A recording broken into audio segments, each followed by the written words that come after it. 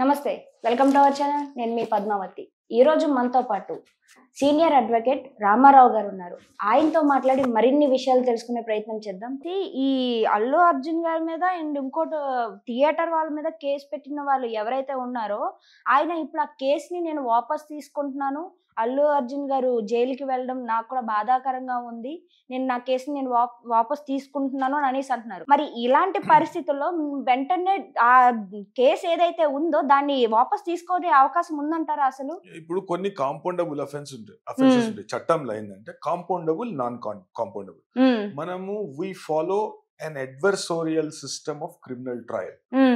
ఇప్పుడు మనకు వేరే కొన్ని ఇస్లామిక్ దేశాలలో అంటే బ్లడ్ మనీ అంటారు. బ్లడ్ మనీ అంటే ఏంది? నేను ఒక వ్యక్తిని హత్య చేసిన, ఒక వ్యక్తిని చంపేసిన, లేకుంటే ఒక వ్యక్తి మృతికి నేను కారణమైనప్పుడు వాళ్ళ ఇంట్లో ఉంటారు, అలా భార్య, లేకుంటే అలా పిల్లలు, లేకుంటే అలా తల్లిదండ్రులు, ఎవరైతే నెక్స్ట్ రిలేటివ్స్, బ్లడ్ రిలేటివ్స్, వాళ్ళకి ఏంటంటే వాళ్ళకి కొంచెం పరిహారం ఇస్తే నన్ను విడిచిపెట్ట చాలు, క్షమాభిక్ష పెట్ట చాలు. ఇది అట్లా కాదు. ప్రభుత్వము ప్రాసిక్యూషన్ చేస్తుంది. మన రాజ్యాంగాన్ని రాసిన రాజ్యాంగకర్తలు ఏం చేశారంటే, మన సమాజంలో ఎన్నో అసమానతలు ఉన్నాయి. ప్రతి ఒక్కరికి న్యాయం అనేది అందుబాటులో ఉండదు. అదే విధంగా చట్టం గురించి అవగాహన అనేది ప్రతి ఒక్కరికి ఉండదు. అది చట్టం తెలిసిన ప్రభుత్వానికి సంబంధించిన వ్యక్తులు ఈ నేర నిరూపణ లేకుంటే ప్రాసిక్యూషన్ అనేది చేయవలసిన ఆవశ్యకత ఎంతనన్నా ఉన్నది. కాబట్టి ప్రభుత్వమే పూర్తి స్థాయి బాధ్యత తీసుకోవాలి. దెబ్బతిన్నోడు వేరోడు. దెబ్బతిన్నోడు నేను సరే కొన్ని పైసలు ఇచ్చిన నేను కేసు వాపసు తీసుకుంటా అంటే అట్లా కుదరదు. అట్లా ప్రభుత్వం పూర్తి బాధ్యత వహిస్తుంది. ప్రభుత్వమే ప్రాసిక్యూషన్ చేస్తుంది మన దేశంలో. సో ప్రభుత్వం ప్రాసిక్యూషన్ చేసినప్పుడు అయితే దీనిలో పూర్తి స్థాయిలో కొన్ని కేసులలో మాత్రం అధికారాలు హైకోర్టుకు కల్పించబడ్డాయి. హైకోర్టు నిర్ణయం తీసుకోవాలి.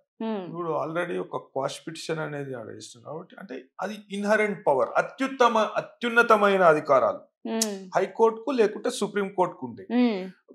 కొన్ని విషయాలలో ఇప్పుడు సాధారణంగా ఏమవుతుందంటే, కొన్ని కేసులలో అమ్మాయిలు ఏంటంటే మొగోళ్ళతో శారీరక సంబంధాలు పెట్టుకొని దాని తర్వాత ఏదో కారణంగా విభేదాలు వచ్చినప్పుడు వాళ్ళ మీద నన్ను రేప్ చేశాడు అనే కేసులు పెట్టడం జరుగుతుంది. చూస్తుంటాం. అయితే అట్లాంటి సమయాలలో ఏంటంటే ఉన్నత న్యాయస్థానం దీనిలో అంటే కొన్ని విషయాలలో కొన్ని సమయాలలో ఏమవుతుందంటే, ఒక అమ్మాయి లేకుంటే అబ్బాయి విభిన్న సామాజిక వర్గాలకు చెందిన వాళ్ళు, లేకుంటే విభిన్న జాతులకు చెందిన వాళ్ళు, వేరే కులాలకు చెందిన వాళ్ళు ప్రేమతో ఆకర్షణ కానీ శారీరక సంబంధాలు పెట్టుకోవడం జరుగుతుంది. ఆ టైంలో ఏంటంటే సమాజంలో ఉన్న ఎన్నో కట్టుబాట్ల వలన వాళ్ళు కలిసి ఉండే ఆస్కారం ఉండదు. తల్లిదండ్రుల ఒత్తిడితో కానీ, బంధువుల ఒత్తిడితో కానీ, లేకుంటే సమాజంలో ఇంకో వ్యక్తుల ఒత్తిడితో కానీ వాళ్ళు ఆ అబ్బాయి మీద కానీ పరస్పరంగా ఆరోపణలు చేసుకోవడం జరుగుతుంది. అయితే ఒక స్త్రీ మీద జరిగిన ఏదన్నా నేరం చాలా తీవ్ర స్థాయిలో పరిగణింపబడుతుంది మన దేశంలో. అయితే అటువంటి సమయాలలో కొన్ని కేసులలో సుప్రీంకోర్టు కూడా చెప్పింది, ఇది పూర్తి స్థాయిలో మారల్ గా కూడా కరెక్ట్ కాదు, లీగల్ గా కూడా కరెక్ట్ కాదు అన్నప్పుడు నాన్ కాంపౌండబుల్ అఫెన్స్ ని కానీ, అంటే పరస్పర అంగీకారంతో విత్డ్రా చేసుకోలేని కేసును కూడా కోర్టు అనుమతి ద్వారా ఆ కేసును తీసివేయచ్చు అనే విషయాన్ని సుప్రీంకోర్టు చెప్పింది. అయితే ఈ విషయంలో మాత్రం ఈ రెండు కేసులు, ఫస్ట్ ఆఫ్ ఆల్ 105 ఏంటంటే ఒక culpable homicide not amounting to murder. అంటే అతనికి ఉద్దేశం ఉండకపోవచ్చు, కాకుంటే అతను నిర్లక్ష్యం. ఇప్పుడు మనకు 337 ఉంటుండే ఇంతకు 337 ఒక ర్యాష్ అండ్ నెగ్లిజెంట్ మేనర్ లో ఒక బండి నడిపించుకుంటా, వానికి లైసెన్స్ ఉండదు, ఏముండదు, ఎట్లా పడితే అట్లా రోడ్ మీదకి వచ్చి ఒక వ్యక్తి మృతికి కారణమవుతాడు. అయితే ఆ 337 చేసినప్పుడు ఆ వ్యక్తి చనిపోతే అప్పటిదాకా దెబ్బలు తాకుతాయి, హాస్పిటల్ వేస్తారు. దోకాలు వేసినాక ఆ వ్యక్తి చనిపోతే దాన్ని పార్ట్ 2గా ఆల్టర్ చేస్తారు. అంటే negligent act of a person leading to death of another. అట్లాంటి టైంలలో కొన్ని కాంపౌండబుల్ నాన్ కాంపౌండబుల్ అనే విషయాన్ని చట్టం చెప్తుంది.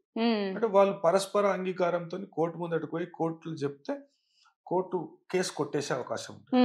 అయితే దీంట్లో 118 కూడా పెట్టి 118 అనేది కాంపౌండబుల్ గా ఇంతకుముందు 307 ఏదైతుందో అంటే ఉద్దేశపూర్వకంగా పదునైన ఆయుధంతో కానీ పదునైన ఆయుధం అంటే మీకు గన్ను కత్తి చాకు అట్లాంటివి కావు. అట్లాంటివి ఇప్పుడు కొన్ని కేసులలో ఏమైతుందంటే మెత్తతో కూడా చంపుతారు. అవును, ఒక పిల్ల ఉంటుంది కదా, పిల్లతో కూడా చంపే ప్రయత్నం చేస్తారు. అయితే అతనికి చంపే ఉద్దేశం ఉండాలి. ఈ విషయంలో సెక్షన్ పెట్టరు కానీ ఆ ఉద్దేశం అయితే లేదు. ఎందుకంటే అల్లు అర్జున్ కి లేకుంటే ఆ బౌన్సర్లకు వేరే వాళ్ళు ఎవరైతే నిందితులుగా పేర్కొనబడ్డారో వాళ్లకు ఆమె చనిపోయిన ఆమెకు మృతి చెందిన ఆమెకు ఎటువంటి సంబంధం లేదు. జీవితంలో వాళ్ళు ఎప్పుడు కూడా చూసి ఉన్నారు కూడా.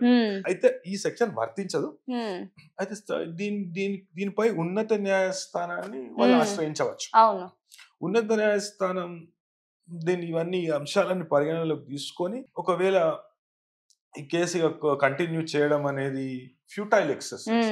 అంటే ఒక వ్యక్తికి న్యాయం జరుగుతుంది, ఒక వ్యక్తికి శిక్ష పడాలి. కొన్ని సమయాలలో ఏంటంటే ఒక వ్యక్తికి శిక్ష పడితే బాధితునికి న్యాయం జరుగుతుంది.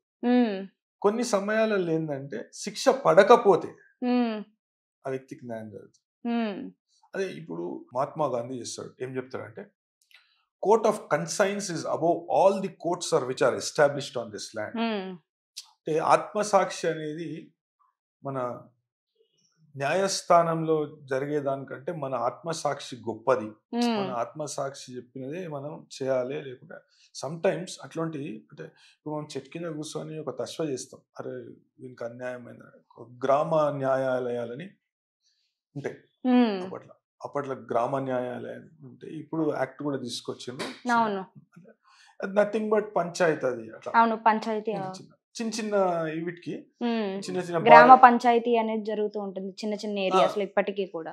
గ్రామ న్యాయాలయాలను పెడతామని అప్పుడు ఆలోచన చేసి అది ఎందుకు పెట్టారంటే చిన్న చిన్న కేసులలో ఇప్పుడు సార్ మా భర్త నన్ను సరిగ్గా చూసుకుంటలేడు సార్ అంటే కొడతాడు గిడతాడు అంటే అది కొద్దిగా మళ్ళా వేరే.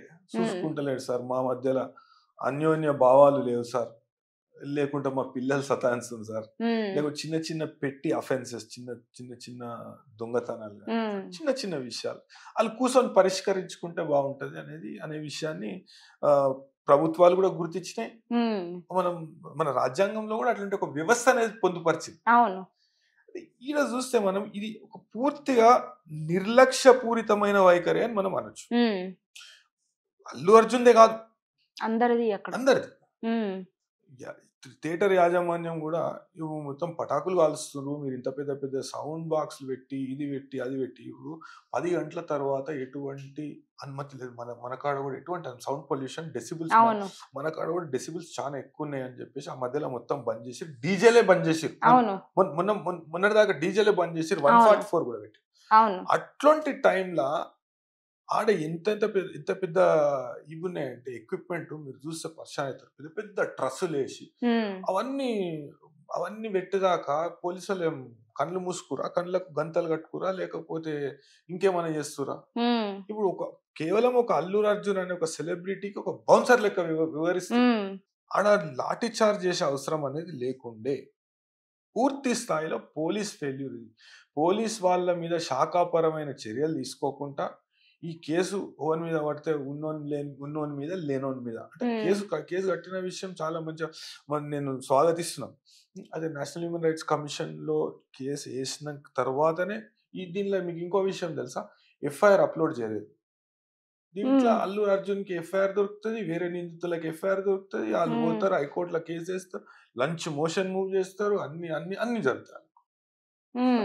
దీంట్లో ఏమో ఎఫ్ఐఆర్ ఉండదు.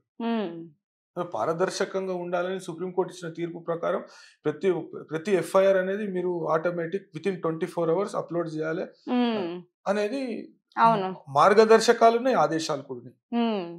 ఈ విషయంలో ఎఫ్ఐఆర్ ఎందుకు అప్లోడ్ కాలేదు అంటే పరస్పర సహకారం ఉంటది. అది అదేమంటారు, that is an open secret. పరస్పర సహకారం అనేది ఉంటుంది. అయితే ఈ ఇవి ఈ విషయాలను, ఇటువంటి విషయాలను పోలీస్ వాళ్ళు ముందుగా గుర్తించి, నేను పోలీసింగ్ చేస్తలేరు, పోలీసింగ్ జరుగుతలేదు అని నేను అంటలేను. కాకుంటే ముందుగానే గుర్తించి, వాళ్ళు కూడా సామాజిక బాధ్యతను ఎరిగి ప్రవర్తించి ఉండినుంటే ఈ దుర్ఘటనకు కారణం కాకపోతుండే. ఈ దుర్ఘటన అనేది కాకపోతుండే. కాకుంటే ఈ దుర్ఘటన అయినాక పానం అయితే వాపస్ తీసుకురా. మీరు అడిగినట్టు పైసలు ఇస్తే పానం వాపస్ వస్తుందా? వాపస్ వస్తా అంటే ఇట్లా మొత్తం సమాజం మొత్తం ఇట్లనే అయితే నేను చంపి వాళ్ళ ఇంట్లోకి పోయి కొన్ని పైసలు ఇచ్చేసి తీసుకోరు, పైసలు తీసుకోరు, ఖర్చుకోరండి. అట్లనే ఉంటుందా? ఇప్పుడు 100కు 100% జగమెరిగిన సత్యం, అల్లు అర్జున్ దిక్కెళ్ళే చచ్చిపోయాడు. అవును. అతను వస్తున్నప్పుడు లేకుంటే నువ్వు క్రౌడ్ అన్న మేనేజ్ చేసి లేక ఆయన మేనేజ్ చేసి రానిచ్చేది లేకుండా నువ్వు ఆడనే ఆడనే ఆపేది ఉండే.